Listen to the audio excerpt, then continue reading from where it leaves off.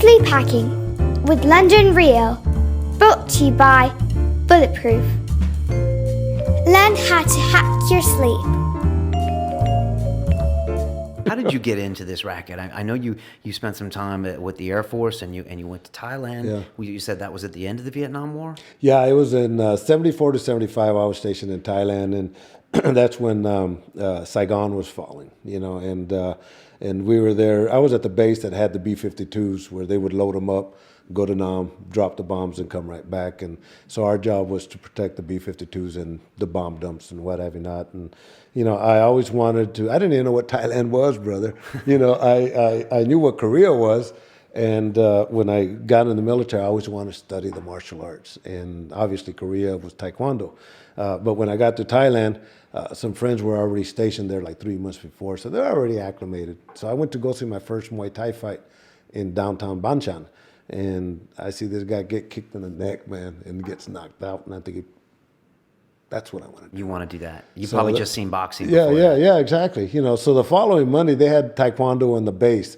And it was then it was run by the Koreans, but when I got there, the Koreans had left and the Thais had taken it over. It was still Taekwondo, but then they converted it into the Muay Thai system, and I studied there, and that's what got me going where I'm at now. And then you came back to the States, started, ASK? ASK. Well, before that, though, when I got back to the States, I worked for R.J. Reynolds Tobacco Company in Oakland. And, once again, it was funny. I joined a college. I joined Alameda College because they had Taekwondo classes. It was free. And so me and my buddy went, and I went in as a white belt, right? And these instructors, they lined everybody up in the circle, and they started sparring with each one of these guys and just beating the crap out of them. And it just happened to be I was like the last guy on the list. And when I got there, and I'm a white belt, right? I just whooped on this black belt, man, just ate him up. Everything I did, I just picked him apart. And I sat down, and the girl that was sitting next to me, she goes, I was going to quit because I just didn't see no benefit in this, but I'm staying. So about 2-3 months later, I'm pumping gas, and who drives up to get gas is that same instructor. So he came and asked me, he says, man, where'd you study at? So when I told him I was in Thailand, it's like a big rock just came off his shoulders because he thought, okay, I just couldn't understand why this guy was whooping on me. Everything I did, I connected. And everything he did, he didn't. So I kind of humbled him a little bit for, taking advantage of these poor guys that didn't know what they were doing. And but I got into boxing to improve my hands. And then from there, I opened up my own school, ASK, the American School of Kickboxing. I show you how crazy I was, Brian. I did it with a credit card, man. I worked with R.J. Reynolds, and one of my accounts had a building. It was a store. It was a convenience store, and he downsized, and half the building was open, and he presented it to me, and I didn't have no money, so he gave me the first rent free, and I went and I opened up the whole school with my credit card. I had painted it, got some equipment, got the carpets, got the mirrors, and people had already known me because I was already training fighters. So I was already recognized in Solano County as the top trainer for kickboxing. Did you ever fight yourself? Well, you know what? I never had that opportunity because when I got back, I mean, I did some.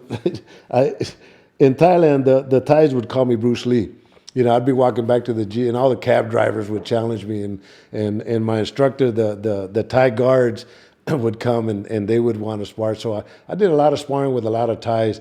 But when I got back, kickboxing was just pretty much non-existent. It was PKA, but those were in areas I didn't even know. But I had a corporate America job. I was with R.J. Reynolds, and that's what I did. And I knew nothing about all that. I joined some karate tournaments and whooped the shit out of everybody. But that was it. But that's why I got into boxing, and I started training amateur boxers, and from there I improved my style of American kickboxing.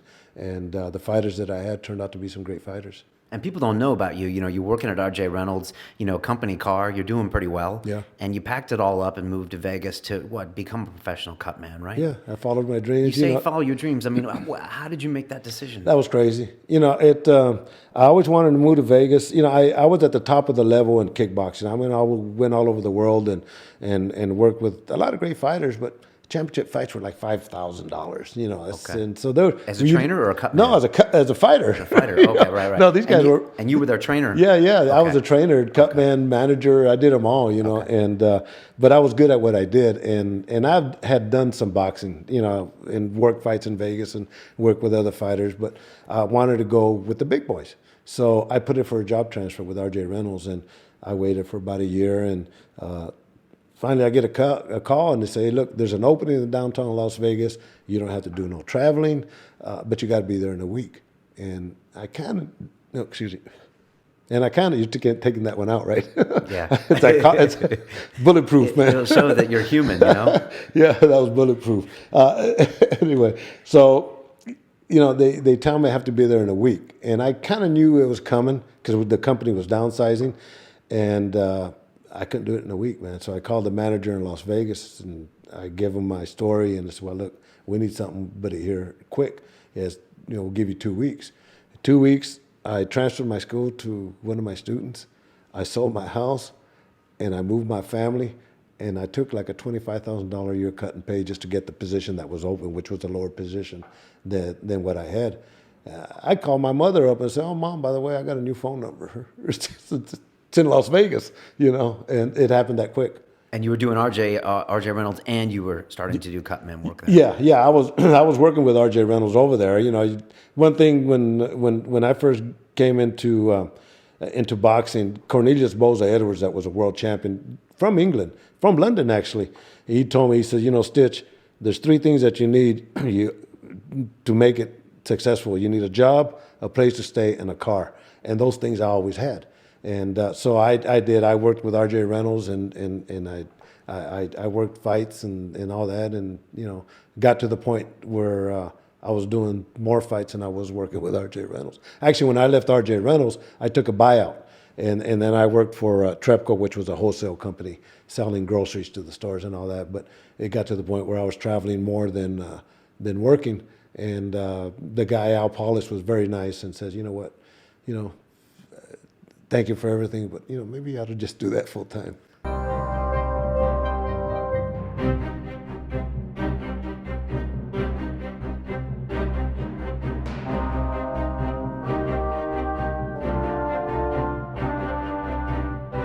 This week on London Real, we have astrophysicist Neil deGrasse Tyson. I wake up every morning astonished that an astrophysicist can have 1.7 million Twitter followers. The cosmos is anything where it's a frontier of human knowledge of how the world works. There's so many forces that want to deny a scientific truth just because it conflicts with their ideology. I thought of myself, because I could wrestle, as sort of a defender of geeks. There is no teacher in any time in my life, from kindergarten through 12th grade and beyond, whoever would have said, he'll go far. And the act of finding out is the lesson, not the lesson itself. On Sunday, London Real presents Neil deGrasse Tyson, Cosmos. I'm happy to report that there's an appetite for the cosmos out there.